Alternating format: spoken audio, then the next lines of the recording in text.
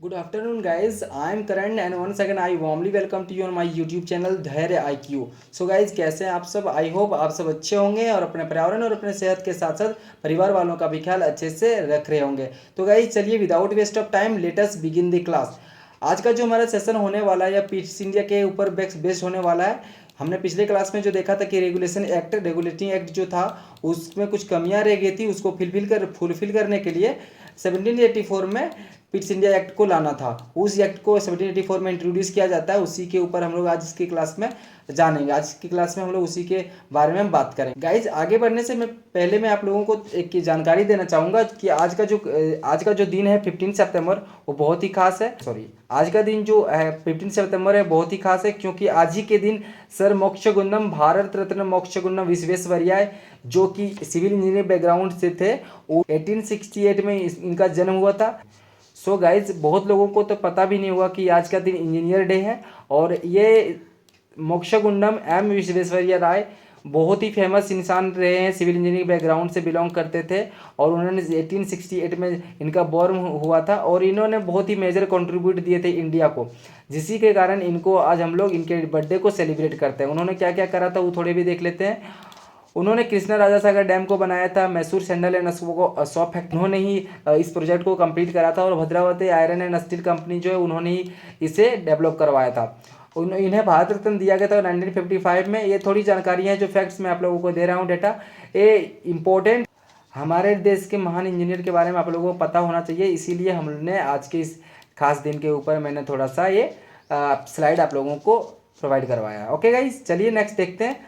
तो हमने पिछले क्लास में देखा था कि रेगुलेटिंग है जो 1773 का रेगुलेटिंग एक्ट था वो तो हमने देख चुका था, उसने क्या क्या करा वो भी हमने देखा. लेकिन गाइज 1773 की एक्ट में कुछ कमियां रह गई थी, उसको फुलफिल करने के लिए लाया गया था 1784 में पिट्स इंडिया एक्ट. और पिट्स इंडिया एक्ट क्या है चलिए उसको देखते हैं. गाइज पिट्स इंडिया एक्ट को इंट्रोड्यूस करने वाले महान आदमी यही थे.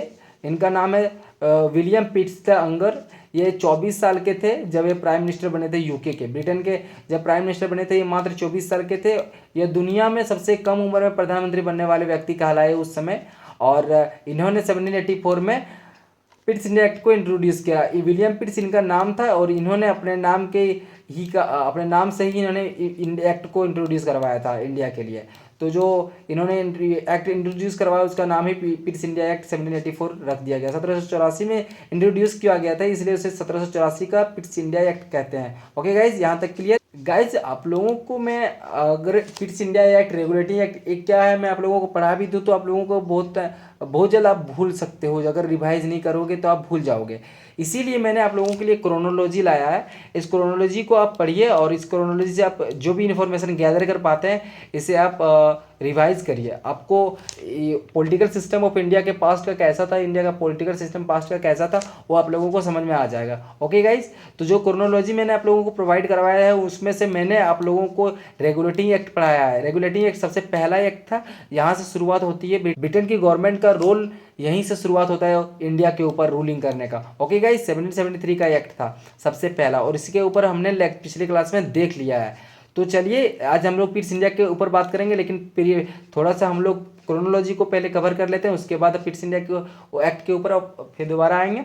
तो जब रेगुलेटिंग एक्ट इंट्रोड्यूस किया गया तो उसके बाद इसमें कुछ कमियां रही, उसको फुलफिल करने के लिए 1784 में इंट्रोड्यूस किया गया था Pitt's India act. Pitt's India act को इंट्रोड्यूस किया गया था रेगुलेटिंग एक्ट के कमियों को दूर करने के लिए. बाद में फिर चार्टर एक्ट को इंट्रोड्यूस किया गया 1813 में. फिर 20 साल बाद फिर चार्टर एक्ट 1833 का चार्टर अधिनियम को इंट्रोड्यूस किया गया.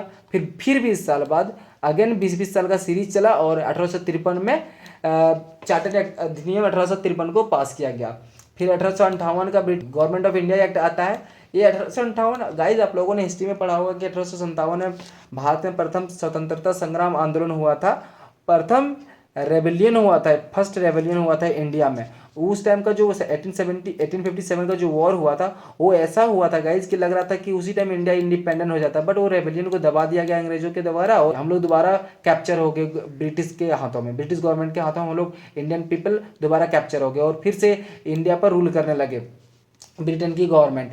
जो गवर्नमेंट ऑफ इंडिया एक्ट था 1858 इसने बहुत सारे चेंजेस लाए कि रूलिंग करने का तरीका उन्होंने पहले बदला और जो हम लोग अभी गाइज बोर्ड ऑफ कंट्रोल और बोर्ड ऑफ डायरेक्टर के बारे में हम लोगों ने जो अभी पढ़ा, उसमें भी थोड़ा सा चेंजेस ला दिया था इस एक्ट ने। उसने तो इस एक्ट ने बोर्ड ऑफ कंट्रोल और कोर्ट ऑफ डायरेक्टर को ख़त्म कर दिया था। तो गाइज यहाँ से थोड़ा सा और इम्पोर्टेंट हो जाता है इंडिया का पॉलिटिकल सिस्टम। यहाँ इसे आप सेकेंड फेज भी कह सकते हो, सेकेंड फेज आप कह सकते हो।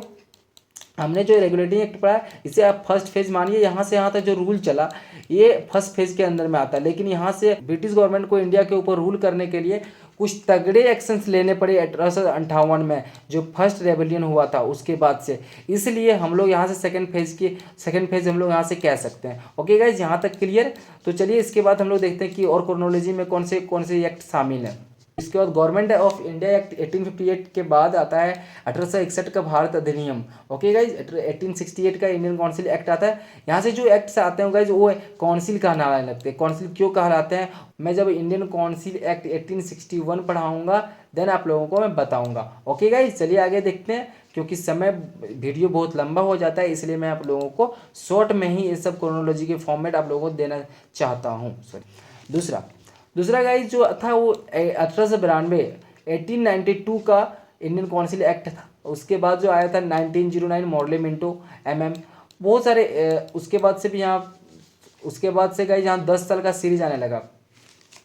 हम लोगों ने भी जो देखा वो था 20 साल का सीरीज उधर पीछे चला, लेकिन यहाँ से गाइज 10 साल का सीरीज चला था। ओके गाइज, उसके बाद गवर्नमेंट ऑफ इंडिया एक्ट आया 1999 में। यहाँ पर हम लोग 1999 में पढ़े होंगे जालियांवाला बाग का मैसर। ओके गाइज, तो यहाँ ये भी बहुत इंपॉर्टेंट एक्ट हो जाता है। उसके बाद जो एक्ट आता है वो होता है गवर्नमेंट ऑफ इंडिया एक्ट 1935। अब गवर्नमेंट ऑफ इंडिया एक्ट 1935 को मिनी कॉन्स्टिट्यूशन ऑफ इंडिया कह सकते हो, क्योंकि हम लोग इंडिया के जो कॉन्स्टिट्यूशन को आज फॉलो करते हैं उस कॉन्स्टिट्यूशन में मैक्सिमम आर्टिकल्स, मैक्सिमम कानून, जो लॉज हैं, जो रूल्स हैं, इस एक्ट से उठाए गए हैं। लगभग आप कह सकते हो 200 अधिनियम, 200 कानून को यहाँ से उठाया गया है। तो गाइज जब मैं आप लोगों को कॉन्स्टिट्यूशन पढ़ाऊंगा then Government of India Act की कौन सी कानून यहाँ से लिए गए हैं उनके बारे में मैं भी बताऊंगा। लेकिन हम लोग अभी पॉलिटिकल की क्लास कर रहे हैं तो हम लोग पॉलिटिकल साइंस के ऊपर बात करेंगे। जब मैं कॉन्स्टिट्यूशन पढ़ाऊंगा गाइज आप लोगों को गवर्नमेंट ऑफ इंडिया एक्ट 1935 के बारे में भी बताऊंगा। ओके गाइज, यहाँ तक क्लियर है। उसके बाद क्या होता है कि 1940 में अगस्त में भारत को आज़ाद करने के वादे कसमें खाए जाते हैं, लेकिन वाद में भारत को आज़ाद करने का कसम खाया जाता है, लेकिन जो बेईमान आदमी जो कसम खाया था वो इंसान ने भारत को आज़ाद नहीं किया। तो इसलिए हम लोग इसको इसलिए हम लोग इसे अगस्त ऑफर के नाम से जानते हैं।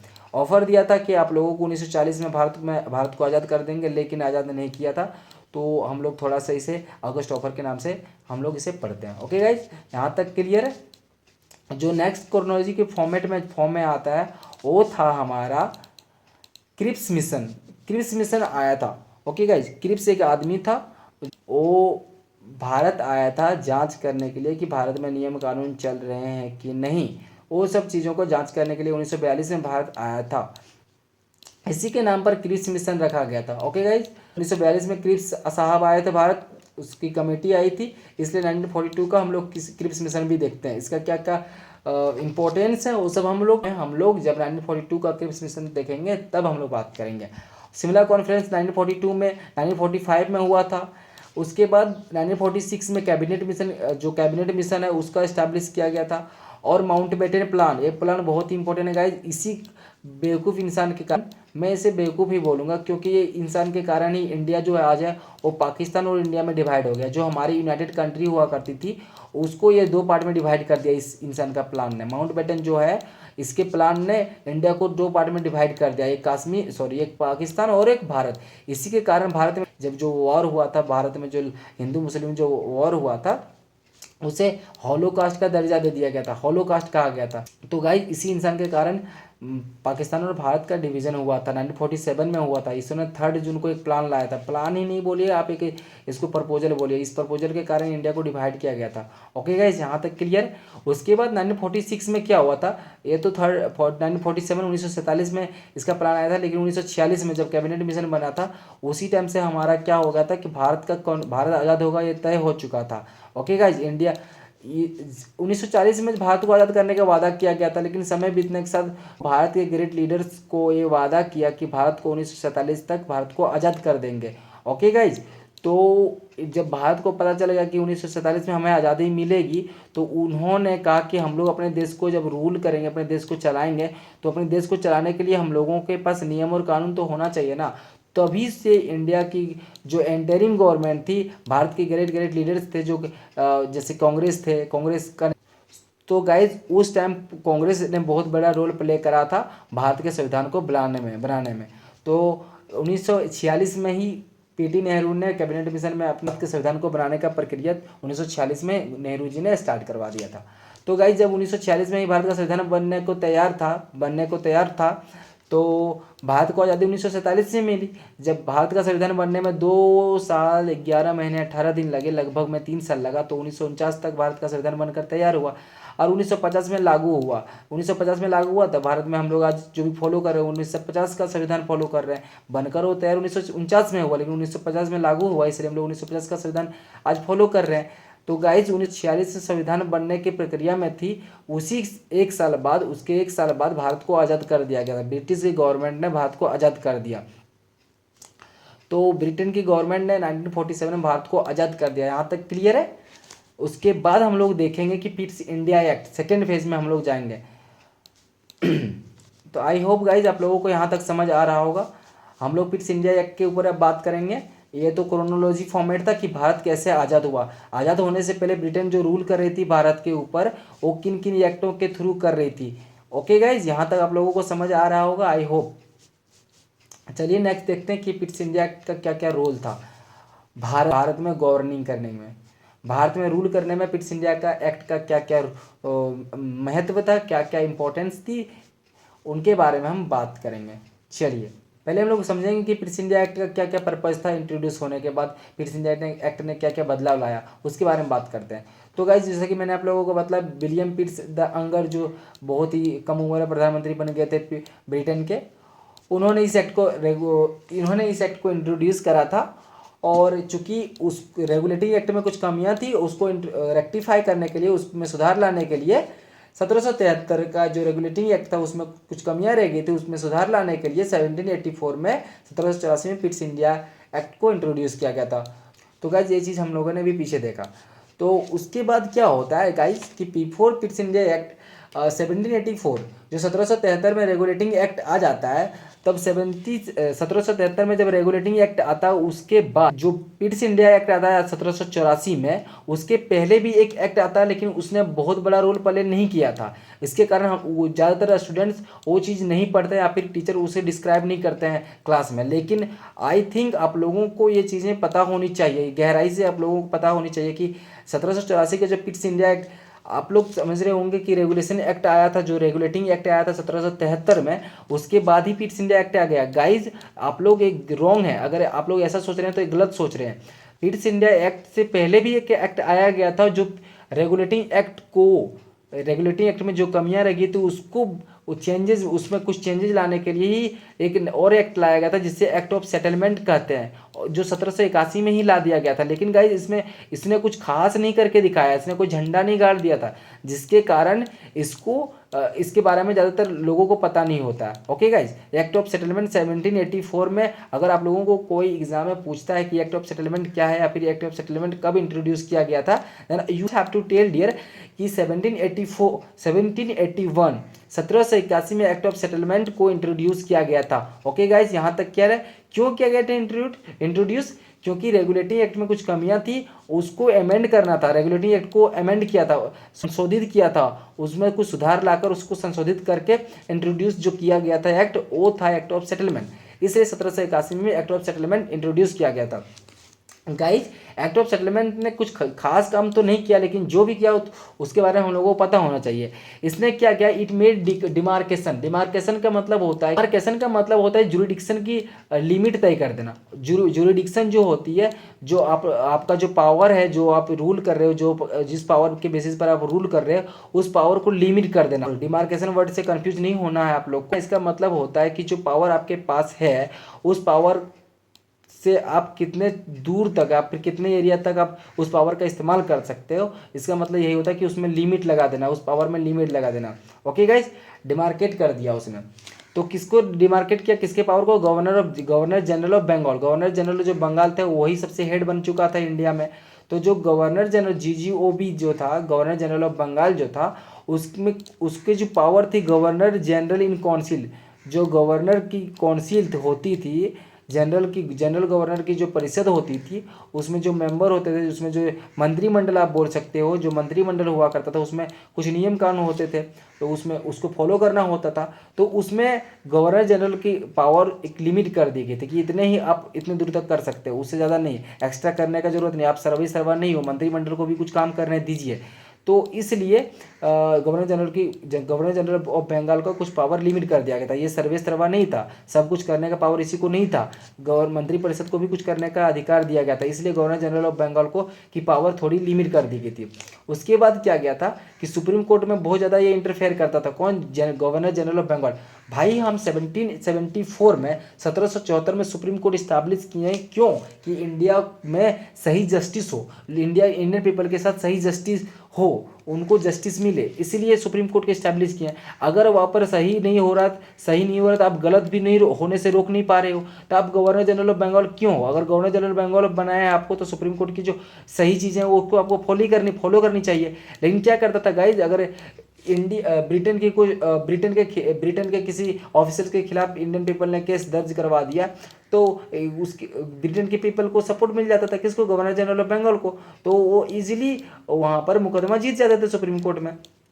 तो उसने क्या कर दिया, इस एक्ट ने क्या कर दिया, एक्ट ऑफ सेटलमेंट ने, कि इस एक्ट ने सुप्रीम कोर्ट में सुप्रीम कोर्ट में जो इंटरफेयर करता था ज़्यादातर गवर्नर जनरल ऑफ बंगाल छोटी मोटी मैटर को लेकर, जो हमेशा इंटरफेयर करते रहता था सुप्रीम कोर्ट के मामले में, तो उसको अवॉइड कर दिया, उसको दूर कर दिया। उसको बोला कि आप नहीं, इतने आपका जितना क्षमता है, जितना आपको पावर है, उतने दूर तक आप इसमें सुप्रीम कोर्ट में इंटरफेयर कर सकते हैं, आगे आपको आने की जरूरत नहीं है। सुप्रीम कोर्ट के जज को हम लोगों ने यहाँ क्यों अपॉइंट किया? अगर वो रूल सुप्रीम कोर्ट के जज को हमने जब अपॉइंट करा है, तो सुप्रीम कोर्ट के जज को आप काम कर देने दीजिए ना, आप क्यों हर बार इंटरफेयर कर रहे हैं उनके काम। 1781 के अधिनियम ने 1781 का जो एक्ट ऑफ सेटलमेंट था, इसने गवर्नर जनरल ऑफ बंगाल का मंत्रिपरिषद और सुप्रीम कोर्ट में इंटरफेयर को लिमिट कर दिया। तो गाइज आई होप आप लोगों को यहाँ तक क्लियर हो गया होगा। गाइज पिट्स इंडिया एक्ट ने जो सबसे इंपॉर्टेंट काम किया वो क्या क्या था कि इसने ड्यूअल एडमिनिस्ट्रेशन सिस्टम एस्टैब्लिश कर दिया था। ये डबल एडमिनिस्ट्रेशन सिस्टम क्या होता है, ड्यूअल एडमिनिस्ट्रेशन सिस्टम क्या होता है, चलिए उसको देखते हैं। हिंदी में आप इसे द्वैध प्रशासन व्यवस्था कहते हो। ओके गाइज, तो जो द्वैध प्रशासन व्यवस्था था, इसने क्या किया था कि देखो आप लोगों को, जैसे कि जो ब्रिटिश गवर्नमेंट है, यहाँ पर ये ब्रिटिश गवर्नमेंट है, और ब्रिटिश गवर्नमेंट पहले क्या कर रही है कि ईस्ट इंडिया कंपनी को रूल कर रही है। अब ईस्ट इंडिया कंपनी क्या कर रही है, हमारे प्यारे भारत इंडिया पर रूल कर रही है। तो आप लोगों को यहाँ पर समझ आ रहा होगा कि एक फेज और दो फेज, जो पहला फेज है, ये फेज मिलकर ये छोटे छोटे दो पर रूल कर रहे हो, समझ रहे हो। ए क्या कर रहा है, इसका नाम हम लोग ए बोलते हैं, तो इसको हम बी बोलेंगे या फिर इसको सी बोलेंगे। ओके गाइस, तो ए क्या कर रहा है, बी और सी पर रूल कर रहा है। तो आप लोग इससे समझ रहे हो कि बी और सी मिलाकर कितने हुए, दो। तो दो लोग दो जगह पर रूल कर रहा है, तो इसको हम लोग डबल एडमिनिस्ट्रेशन सिस्टम कह सकते हैं। ओके गाइस, ब्रिटिश गवर्नमेंट ने सबसे पहली बार पिट्स इंडिया एक्ट के through double administration system establish कर दिया कि हम क्या करेंगे कि ईस्ट इंडिया कंपनी पर रूल करेंगे और ईस्ट इंडिया कंपनी इंडिया पर रूल करेगी। ओके गाइस, यहाँ तक क्लियर है। डबल एडमिनिस्ट्रेशन सिस्टम, अगर आप लोगों से कोई द्वैध प्रशासन व्यवस्था पूछे या फिर डबल एडमिनिस्ट्रेशन सिस्टम पूछे, तो guys can easily answer them कि what is double administration system. Okay guys, यहाँ तक क्लियर है। चलिए नेक्स्ट स्लाइड में देखते हैं क्या है। तो गाइज हमने पिछले लेक्चर में देखा था कि जो कमर्शियल मैटर्स थे और जो पॉलिटिकल मैटर्स थे, सब कौन हैंडल कर रहा था, कोर्ट ऑफ डायरेक्टर्स कर रहा था। पिट्स इंडिया एक्ट 1784 क्या किया कि पॉलिटिकल जो कमर्शियल मैटर्स थे, कमर्शियल मतलब कि जो खरीद फरोख्त, फिर आप बोलिए कि जो परचेजिंग, सेलिंग और परचेजिंग या फिर ट्रेडिंग का मैटर्स जो है, जो सिर्फ प्रोडक्ट को सेल करना, ट्रेडिंग से रिलेटेड जो भी मैटर्स थे, जो व्यापार से रिलेटेड जो भी बातें थी, जो व्यापार करना था, जो खरीद फरोख्त करना था, वो कमर्शियल मैटर्स कहलाते हैं। अगर जो कमर्शियल मैटर जो था वो कोर्ट ऑफ डायरेक्टर्स के हाथों में आ गया था। ओके गाइज, और कोर्ट ऑफ डायरेक्टर कौन है, चलिए हम उसको देख लेते हैं। कोर्ट ऑफ डायरेक्टर्स, ये 24 आदमी बैठे जो हैं, ये 24 आदमी एक कोर्ट ऑफ डायरेक्टर्स कहलाते हैं। तो 24 आदमी मिलकर कोर्ट ऑफ डायरेक्टर्स कहलाते हैं। एक कमेटी है कोर्ट ऑफ डायरेक्टर्स, जो जिसमें 24 मेंबर्स होते हैं। ये 24 मेंबर्स कोर्ट ऑफ डायरेक्टर्स हैं। ओके गाइज, यहाँ तक क्लियर है। अब इसने क्या किया कि जो पिट्स इंडिया एक्ट है, इसने कमर्शियल मैटर कंपनी के जो ट्रेडिंग से रिलेटेड मैटर, जो व्यापार की बातें थी, वो काम सारे किसके अंडर में ला दिया, कोर्ट ऑफ डायरेक्टर्स के अंडर में ला दिया। कोर्ट ऑफ डायरेक्टर वहाँ के सारे काम को देखेगी। उस टाइम क्या क्या काम होता था, उस टाइम भारत से कॉटन सप्लाई किए जाते थे, अफीम की खेती की जाती थी, बहुत तरह के काम किए जाते थे जो ट्रेडिंग किए जाते थे। ओके गाइज, तो असम तरफ की चाय पत्ती ली जाती थी। ओके गाइज, तो वो सारे ट्रेडिंग मैटर्स हो गए। और पॉलिटिकल मैटर्स में क्या हो गए, पॉलिटिकल मैटर में हो गए कि भारत में कैसे रूल करना है, भारत की जो गवर्नमेंट चलाई जा रही है वो कैसे चलाना है, भारत में आईएएस जिसे बनाना है, आईएएस जिसे आप लोग बोलते हो, उस टाइम आईसीएस हुआ करती थी। तो आईएएस कैसे बनाया, गवर्नमेंट में किसको लाना है, किस व्यक्ति को, किस काबिल पर्सन को गवर्नमेंट में शामिल करना है, किस इंडियन पीपल को बड़े से पोस्ट पर अपॉइंट करना है। वैसे तो बड़े से पोस्ट पर किसी को अपॉइंट नहीं किया जाता था, फिर भी जैसे सत्येंद्र नाथ टैगोर वो भारत के प्रथम आईएएस बने थे, जैसे सुभाष चंद्र बोस, उन्होंने भी आईएएस का एग्ज़ाम क्रैक करा था, बाबा साहेब अम्बेडकर, उन्होंने भी आईएएस का एग्जाम क्रैक करा था। तो ये सारे पॉलिटिकल अफेयर्स हो गए, जो राजनीतिक गवर्नमेंट जो रूल कर रही थी ब्रिटेन की भारत पर, वो रूलिंग से रिलेटेड जितने भी सारे मैटर्स थे, पॉलिटिकल मैटर्स थे, जितने भी पॉलिटिकल अफेयर्स थे, सब बोर्ड ऑफ कंट्रोल के हाथों में आ गया था। Okay guys, board of control कौन है, उनको भी थोड़ा सा हम लोग देख लेते हैं। ये हैं बोर्ड ऑफ डायरेक्टर्स, इसमें 6 मेंबर होते थे और ये रूल करते थे। बोर्ड ऑफ डायरेक्टर्स का क्या क्या नियम काम था, बोर्ड ऑफ डायरेक्टर्स सिटीजन्स पर रूल करते थे, सिटीजन्स की जानकारियों को अपने पास रखते थे। बोर्ड ऑफ डायरेक्टर जो भारत में जितने भी सिटीजन्स थे उनकी इंफॉर्मेशन रखते थे, मिलिट्री मैटर्स को देखते थे, मिलिट्री मैटर्स को हैंडल करते थे कौन, बोर्ड ऑफ कंट्रोल। और रेवेन्यू फंक्शन, जो भी रेवेन्यू होता था भारत में ब्रिटेन की गवर्नमेंट ने जितना भी रेवेन्यू जनरेट किया, जितना भी इनकम किया भारत में रहकर, उसका सारा हिसाब किताब, सारा अकाउंटेबिलिटी सब किसके अंडर में रहता था, बोर्ड ऑफ कंट्रोल। और बोर्ड ऑफ कंट्रोल में कितने मेंबर थे गाइस, 6 मेंबर थे। होप आप लोगों को यहाँ तक क्लियर हो गया होगा। तो फिर से हम लोग एक बार रिकॉल करते हैं 1784, जो भारत का 1784 जो 1784 का अधिनियम था, इसने कंपनी को टॉप पार्ट में डिवाइड करके रख दिया था। पहला कमर्शियल मैटर देखने वाला बोर्ड कोड ऑफ डायरेक्टर होगा, और दूसरा जो पॉलिटिकल अफेयर्स देखेगा वो होगा बोर्ड ऑफ कंट्रोल। यहाँ तक क्लियर है। चलिए नेक्स्ट देखते हैं। पिट्स इंडिया एक्ट 1784 का जो महत्वपूर्ण अधिनियम था, उसने 2 बड़े काम किए थे। वो 2 बड़े काम क्या थे, इसके लिए वो बहुत पिट्स इंडिया इसी के लिए फेमस ही है। जो वो 2 बड़े काम थे कि पहला काम इसने क्या करा था कि इसने ईस्ट इंडिया कंपनी जो भारत में रूल कर रही थी, और जो ईस्ट इंडिया कंपनी ने जो भारत पर जो अपनी टेरिटरी कैप्चर करके रखी थी, जैसे बॉम्बे को कैप्चर करके रखा था, बंगाल के कैप्चर करके रखा था, मद्रास को कैप्चर करके रखा था, जो बाकी और टेरिटरीज थी उनको कैप्चर करके जो रखा था ईस्ट इंडिया कंपनी ने, उस सारे टेरिटरी को पहली बार ब्रिटेन की गवर्नमेंट ने कहा कि ये सब ब्रिटिश पोजेशन टेरिटरी है। मतलब कि इसका मतलब कि ये सारे ब्रिटिश के जीत लिए हुए टेरिटरी है। ब्रिटेन की गवर्नमेंट ने पहली बार घोषित किया कि ये जो ज़मीन है भारत में, बॉम्बे शहर हो गया या फिर बंगाल हो गया या फिर मद्रास हो गया, ये जो शहर है या फिर ये ज़मीन जो है, वो सारे ब्रिटिश के जीते हुए क्षेत्र हैं। क्या है, ब्रिटिश के यहाँ पर रूल चलते हैं। ये पहली बार ब्रिटेन की गवर्नमेंट ने ये घोषित करके दुनिया को बताया था। ये तो पहला रीज़न था। और दूसरा रीज़न क्या था कि इसने कंपनी के ऊपर, ब्रिटेन की गवर्नमेंट ने कंपनी के ऊपर फुल्ली कंट्रोल ले लिया। ब्रिटेन की गवर्नमेंट ने कंपनी के दोनों मैटर, जैसे कि कमर्शियल मैटर और पॉलिटिकल मैटर, दोनों को हैंडल करने लगी। लेकिन उसी के साथ कंपनी का और भी जो मैटर्स था एक्स्ट्रा, जितने भी काम थे कंपनी के, वो छोटे से ले बड़े तक सबका हिसाब किताब जो ब्यौरा था, वो सारा कंपनी गवर्नमेंट ऑफ ब्रिटेन के पास में रहती थी। ओके गाइज, यहाँ तक क्लियर है। मतलब कि आप कह सकते हो कंपनी रूल तो इंडिया पर कर रही है, लेकिन कंपनी पर रूल जो कर रही है वो ब्रिटेन की गवर्नमेंट है। यहाँ तक क्लियर है। जो ब्रिटेन की गवर्नमेंट कंपनी पर रूल कर रही है, वो कंपनी के ऊपर पूरी तरह से काबू पा ली है। और सभी कुछ अगर करती है तो उसके हरकतों पर नज़र किसकी पड़ जाती है, ब्रिटेन की गवर्नमेंट का। ओके गाइज, यहाँ तक क्लियर है। पूरी तरह से किसके कंट्रोल में थी, ब्रिटेन की गवर्नमेंट के कंट्रोल में थी। कौन, ईस्ट इंडिया कंपनी। तो गाइज आई थिंक यहाँ तक पिट्स इंडिया 1784 का इम्पोर्टेंस आप लोगों को समझ आ गया होगा। तो क्लास में इतना ही था। 1813 1813 का जो चार्टर एक्ट पढ़ेंगे, उसमें हम लोग और क्या क्या नई चीज़ इंट्रोड्यूस की है इंडिया में, उसके बारे में हम लोग 1813 का चार्टर एक्ट के वीडियो में देखेंगे, लेक्चर में देखेंगे। ओके गाइज, यहाँ तक क्लियर है? आई थिंक आप लोगों का डाउट क्लियर हो गया होगा और ब्रिटिश इंडिया एक्ट को आप लोगों ने अच्छे से समझ पाया होगा। तो गाइज इसी के साथ हमारा आज का लेक्चर होता है समाप्त। लौटेंगे एक नई उमंग के साथ, तब तक के लिए बड़ों को नमस्ते, छोटों को प्यार, छोटी सी लाइफ में एंजॉय करो यार। मिलते हैं नेक्स्ट लेक्चर में, तब तक के लिए जय हिंद। और हाँ गाइज, आप लोग टेलीग्राम से इसका पीपीटी डाउनलोड कर